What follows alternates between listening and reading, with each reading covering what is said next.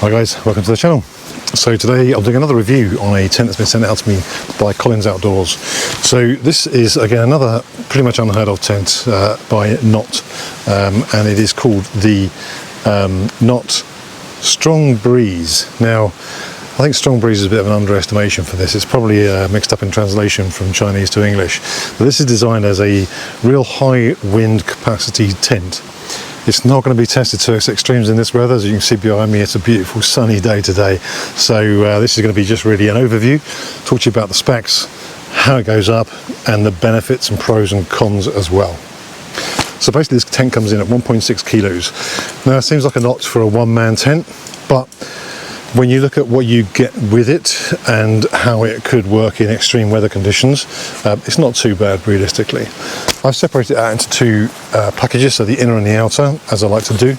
It is an inner pitch first tent, and then the pole sections here as well.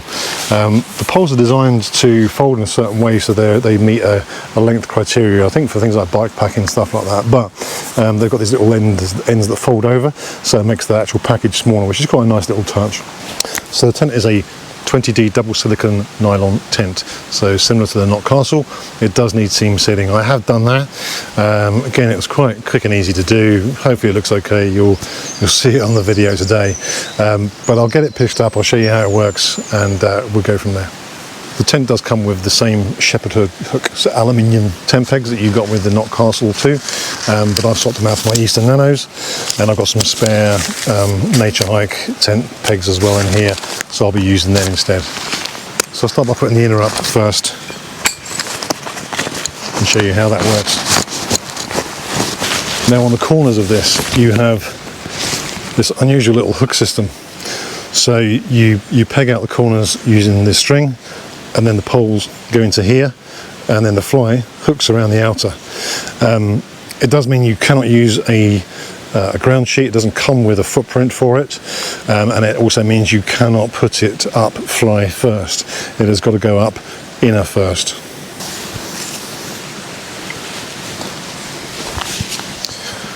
Most of these types of tents I like to put them out opposite corners first.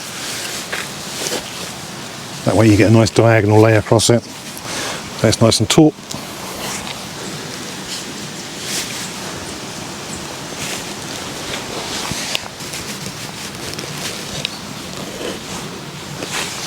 So these are the tent poles. They are 7001 Ti aluminium tent poles. It's quite nice. They put two little bungee cords within the package as well, so it just keeps it nice and secure. And as I said before, there's these little end extensions, which just keeps the pack size small. I think it's quite a nice touch. Otherwise, pack size would be another 3 inches or so. So there's two poles. They both go parallel. They don't cross over the corners, but then they fold over in the top. Very similar to the Pretense Light Rock, I think it is, or one of the OEX ones as well, if you want to look at a more budget version. So I'll put these up now.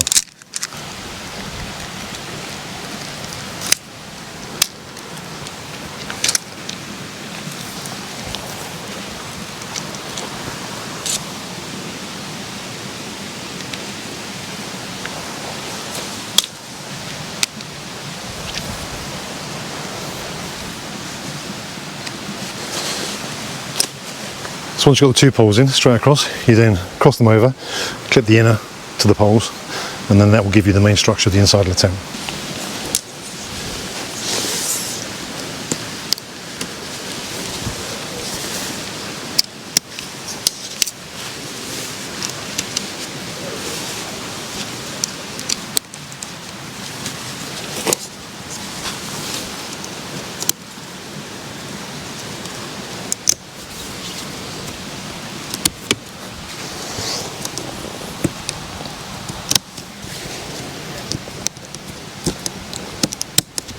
Okay, so that's the main structure of the inner up.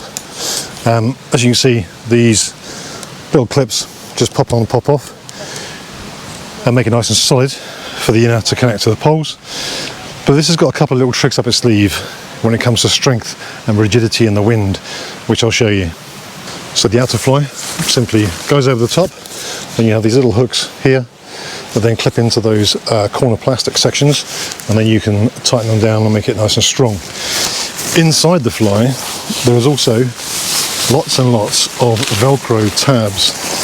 So all across the inside, not only does it have that attachment point on each corner, and then obviously the guy out points, the majority of tents tend to just have that are of this type of design. This also has these little Velcro wraparound straps that go around the poles, give it a bit more strength and rigidity all in.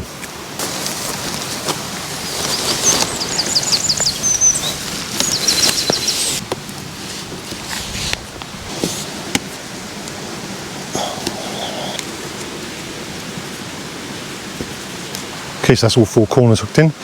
Now it's going to guy out the vestibules. And I'll show you there's 2 points on each side for the vestibules and then 2 points as well for the air vents. So you've effectively got 4 guy out points, strengthening points for the wind as well.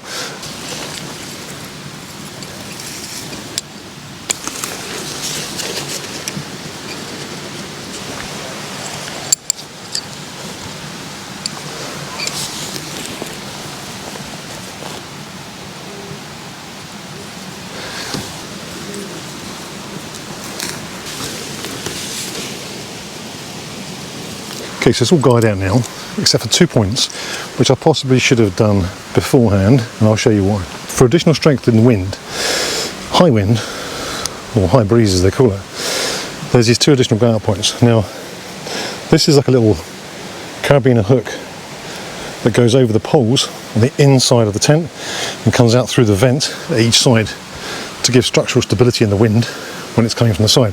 This should be pitched side on into the wind, either way, and this will give an additional strengthening point to each end of the tent. I'll put it on now and I'll show you close up in a second how it works.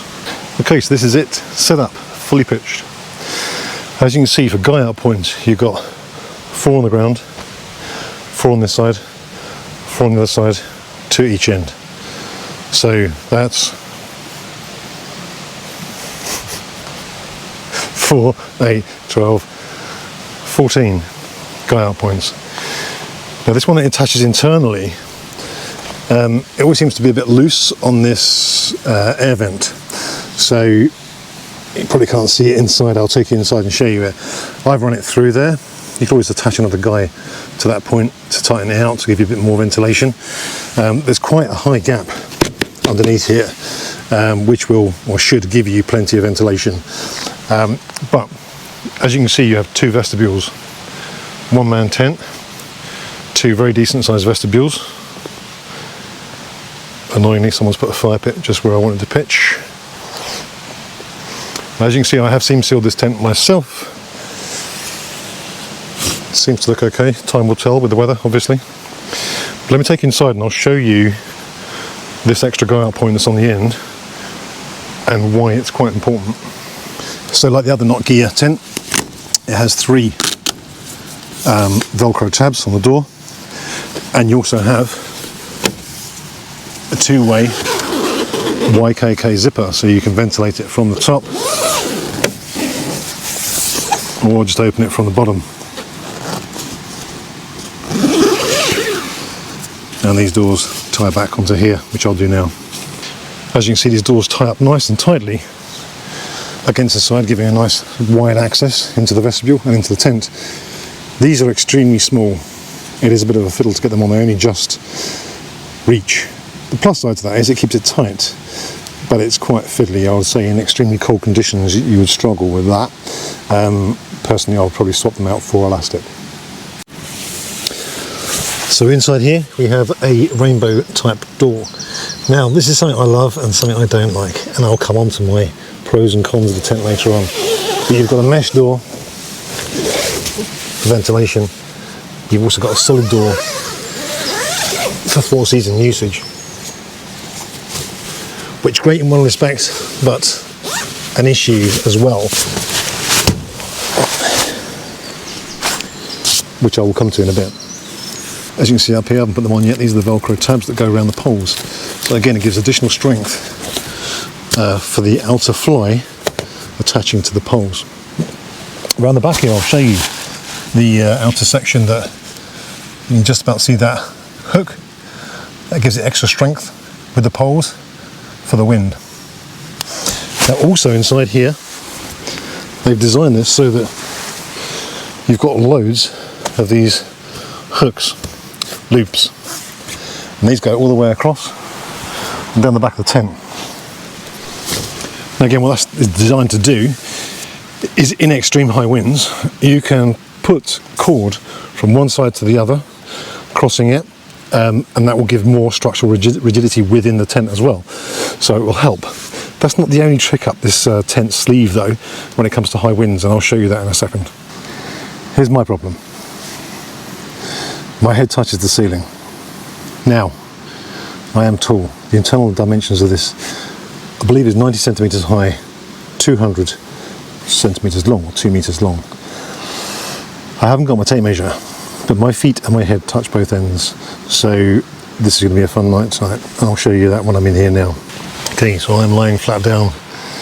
This is just touching my hair. And without me moving at the other end,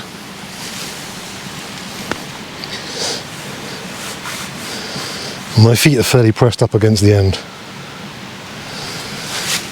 Now that's a me problem, it's not an everyone problem. I'm 192 centimeters, this is apparently 200. I shouldn't really be touching, but I am, so bear that in mind if you're considering this tent. On the plus side though, you have a huge vestibule. This is a really good size for your gear and for cooking in. And you have the same on the other side.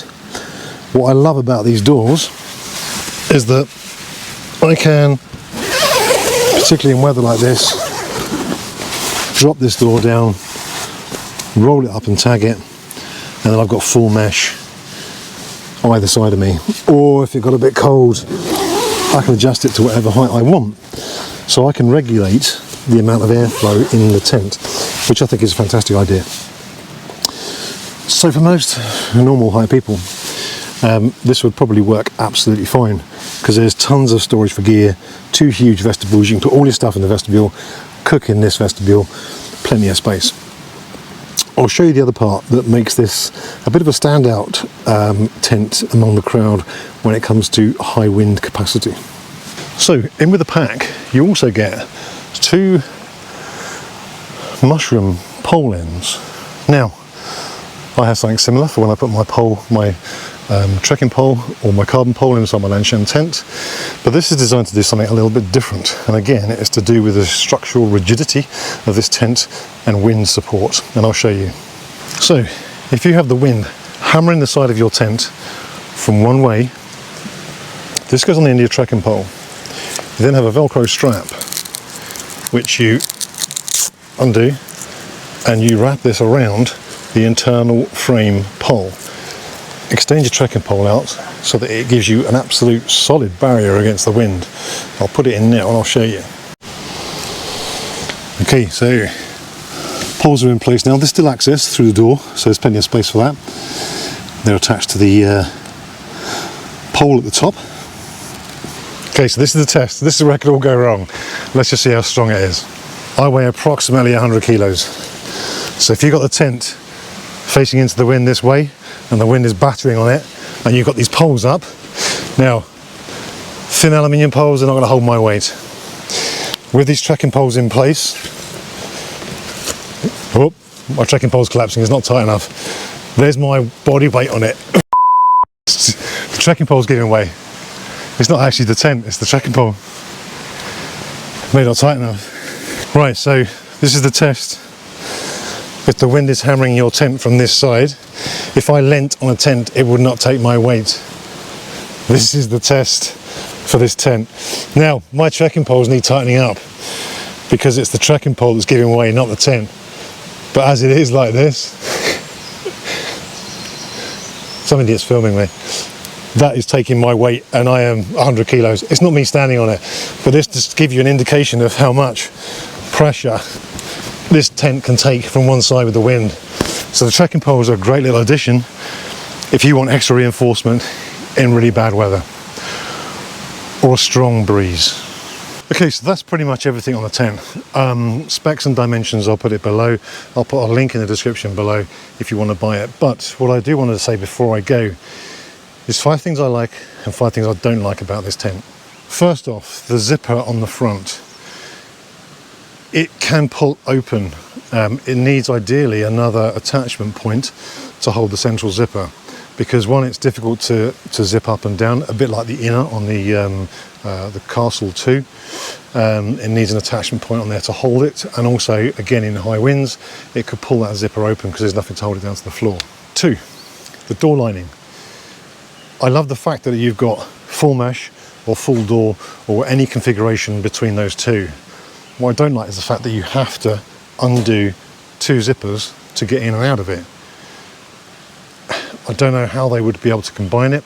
You could have the zipper on the inner door, but if it was attached to the same section of material, then one zip would open it and one zip would close it, and then you could drop the main part down so you've got mesh. That would be a much better design. It is a 2-way zip, so it's nice, but it's not the best design in the world. Inside, there is no pockets. It is a small tent, you're not really going to lose anything, but there's nothing that could have stopped having at least one small pocket inside where you can just put your valuables in. So I think that's a bit of a mishap and a mistake on this tent. Another negative is the height of the outer. It's good for ventilation, but you've got vents on each end, you've got vents on each side. I don't think the outer needs to be as high as it is for more air ventilation. If the outer was a little bit bigger, the fly, it could come down to the ground, give you that much more protection in rain, snow, particularly if it's a high wind camp and it's driving that inside the tent. Finally, the main thing that may cause a problem if you are out camping in really bad weather is the fact that this is an inner pitch first tent.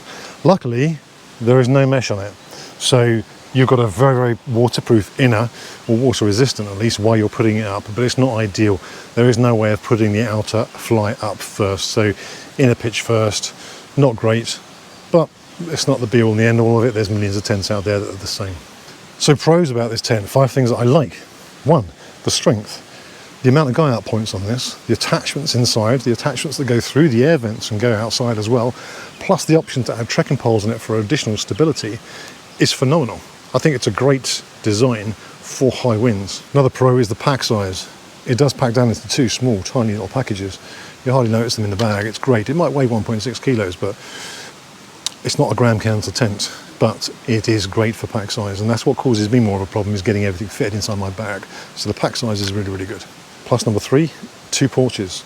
On a one-man tent, the majority of them tend to have one vestibule or porch, one place to put all your gear.